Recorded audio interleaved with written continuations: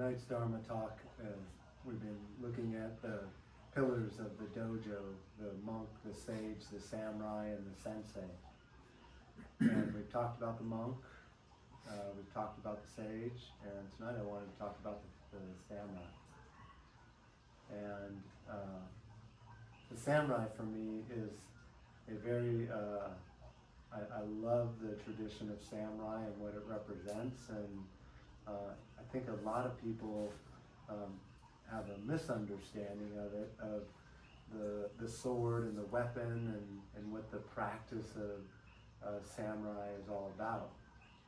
And the pillar of the sensei is about, the pillar of the samurai is about being responsive and not reactive. And so the practice of sitting in zazen or seated meditation is to learn to not be reactive from your thinking and be responsive from your hara. And so as a samurai, that people think they learn to wield the sword around and cut people or defend people or be attacked from all different angles, and that's what they mainly practice. And the practice of samurai is really in the seated meditation, getting to know yourself so well that you can see without your eyes, you can see behind your head, you can hear without your ears, you can sense sensations without ever actually somebody touching you. And so that's like, I used to have the kids in judo practice. One of them would face a wall and another one would walk up to them, and I'd have the one facing the wall just breathing into their hara. And about 3 to 5, sometimes 6 feet back, as they're walking up, I would have the person against the wall say to stop when they knew that the person was getting closer. And so they could develop their sense of awareness without their eyes, but yet feel people in this art of being in your body and being in relationship with the sensations and the responsiveness of your body. So if somebody came up behind the samurai and were attacking them, they could feel that energy of the attack. They don't have to see it. And so that's how they could move around fluidly with that, is staying in their body and being responsive to multiple attackers that's happening. And so that's a great representation for me that shows me the art of sitting in stillness and silence, and the importance of it is I will react to my thinking a lot if I'm in my egoic or ego thinking all the time and trying to figure things out, and someone may say something to me and I'll even believe that they pissed me off or they made me mad or they are treating me terribly, when really it's inside your own mind and body where that's happening. It's the trigger within inside yourself. And so if somebody doesn't do something to you, they're being themselves, and then you can either react or take a breath and respond to what's actually happening inside your body, how you're truly feeling, not from the place of reaction. And I mean, I've done it many times in my relationship with Amber, reacted to something she said that had nothing to do with what she was telling me about. It was my internal interpretation and my mind making up something, and I'd have to, once I was able to step back from it and take a couple deep breaths, man, it's really hard to say you're sorry or, stick a boot in my mouth is one of the phrases, and then have to really start over again and say it differently. And I'll tell you, the practice of that has gotten my relationship with Amber deeper and deeper, of really not reacting to things and really responding to them. And if I need time in between my initial reaction, because I can see it, I can actually see it without my eyes, I can experience it, where I want to lash out and say something to somebody, and I choose to be quiet and not respond right away. It's like, I'm going to just take a couple breaths right here and just really, before I answer that question or before I respond to that, what I initially made up as an attack. And maybe it wasn't an attack, you know? And so by sitting in seated meditation and really practicing on that daily basis, you actually acclimate your body and your mind to not be as reactive. It's a cool process to go through. It's like, people will say that they want to get this certain feeling out of meditation, and they want to wake up feeling enlightened or more of a euphoric feeling. And I think the practice of it isn't to get anything out of it, except that you're training yourself to actually be more in relationship with your body and your hara, your emotions, to recognize that you are not your thoughts. And the samurai really knows the difference between the two. And so the pillar of the samurai, this one area, is about being responsive, not reactive. And so throughout this coming week, if you're to watch yourself, are you reacting to something, or are you responding to it? Are you noticing yourself in my men's work getting triggered by something someone says, and you want to respond back to them? It's like, oh, fuck you, or like, get out of here, and instead you take a breath and then you come up with a response that isn't lashing out from the same energy you may be feeling, because a lot of people are reacting from their thoughts and coming at you with them.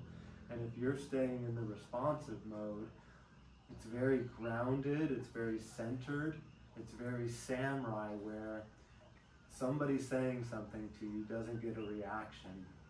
In judo, we used to like to try and get a reaction off of somebody. If they were up here in their mind that you actually won the game of judo, because they can't move or react to my movement if they're in their thinking.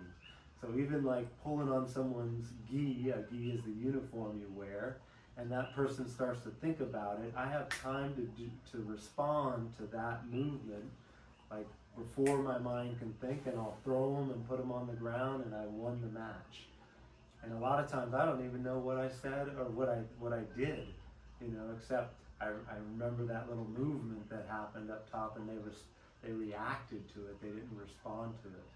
So if somebody tries to get me to react to something and they push on my shoulder, and I just kind of let the shoulder go back instead of pushing back into it, it's a very different energy. If someone's walking towards you with a very stout movement and you just kind of move to the side with a response to it and keep walking, that's very aikido-like, that energy of aikido, and judo is very much a form with the concepts of aikido in there also.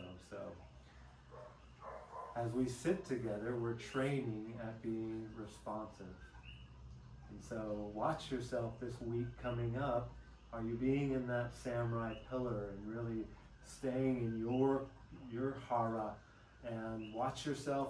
Man, I all the time get hooked up into my mind, and then I get to drop back down in. And it's that dance that when we're sitting on a pillow, you're automatically going back and forth at a very rapid rate. Sometimes I'll stay up here and it feels like I barely get down into my body. Not even a quarter of a breath in 20 minutes. And I'm like, like that was terrible. And my dad would say, oh, that was the best sitting, because you sat with it and were aware of that whole thing taking place. And sometimes, man, I can take full deep breaths and I can watch myself go in my mind and come back down nice and gently. And it's just a beautiful thing to witness those ones too, but they're not any better or any worse than being in your head and feeling discomfort and maybe agitated or thinking a lot. It's part of the practice. Okay, so be aware of that this week. As you sit here, know that you're building that muscle so that you can include your body, your emotions, your hara, and your your mind to all work together, so one's not dominant. And I tell you, I believe 90% of the world is predominantly working from that thinking and the ego. So it's really got to really train at it and be aware of it. And like I said, I get caught in it all the time, and my job is to either clean it up or do it better the next time and refine it, because you can start to see it really. Now that we're talking about it, you'll see when you react to somebody or something, or respond to something, that you can really feel in your body. I was talking to one of my friends, and she said something to me, and it just resonated in my body, and I got emotional, I got teary-eyed. It was like I didn't say anything for a good minute. I just stared at her because it was something that touched my heart. I didn't want to answer her right away and be reactive to it, because it was a little intense and a little like she was speaking her heart to me. And that was a beautiful moment between the two of me and her to do that. So I want to encourage all of you to practice responding and not reacting. Okay? It's a daily life practice, never ending till your last breath. Okay? So sit regularly, sit daily, sit in the morning for 3 minutes, sit for 20 minutes, but sit every day.